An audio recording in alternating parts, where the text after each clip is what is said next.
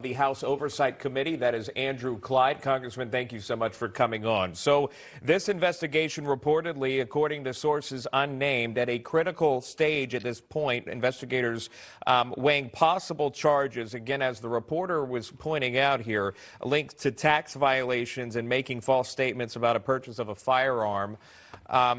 David Weiss, he's the U.S. attorney. He's leading this probe here. I'm curious to know, there's a lot of reporting that this may be brought on because they don't want to bring charges too close to the elections.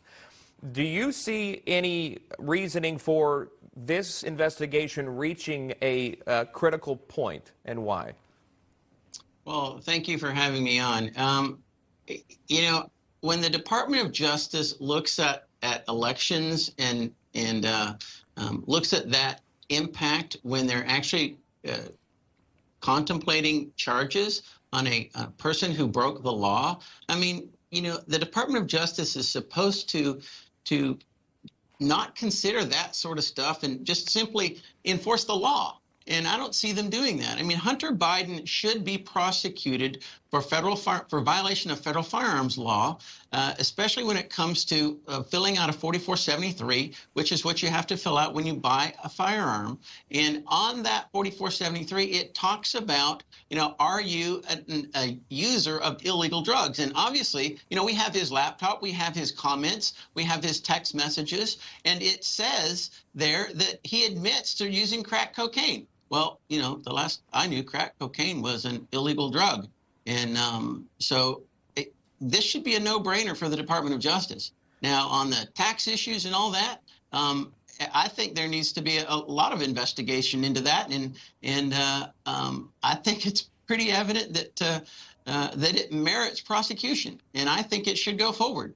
It has been said by many lawmakers on this program and other programs that if Republicans take the House, they would form their own committee to investigate the business dealings that of the president's son and possibly the correlation or the link, rather, to the president himself and what the president may or may not have known about his son Hunter's business dealings.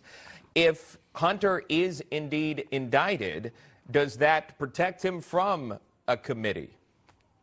Well, I certainly think that the Oversight Committee, which would be the Committee of Jurisdiction or Judiciary as well, and I sit on Oversight, has that responsibility. Whether he gets indicted or not, all right, I think is up to the Department of Justice. But we need to do our job, and that is federal oversight of what is going on. And when you have the president, you have the potential of influence peddling, or you have the potential of the president of the United States having some sort of, have information being held over his head. That's a real issue that we as the American people need to know about. Because if some foreign nation has information that would sway a decision of the president of the United States because of something illegal that has happened in the past with regard to the president or when he was vice president, that's a very, very important issue. That needs to be investigated. And the American people need to know, is our president compromised?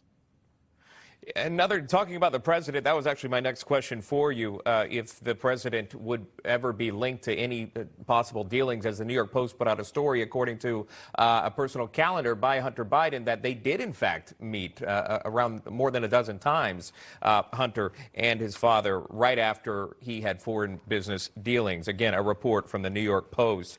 Talking about the president, I want to get your response to this. An approval rating of 31%. From Quinnipiac, the most recent approval rating. Talk to me about that. What is happening to this presidency? Well, I think the American people are seeing what they actually bought in the November 2020 election, and then they're having buyer's remorse.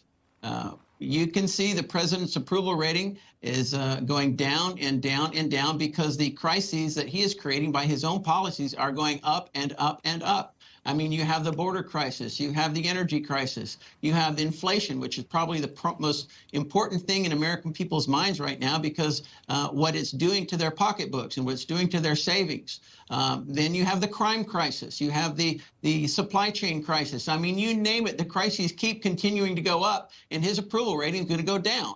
And that's exactly what should happen because this president is incompetent. He is not fit to lead. And the American people through the poll are telling him that. Congressman Andrew Clyde joining us live on the show. Out of time with you, but we appreciate that. Thank you so much, Congressman.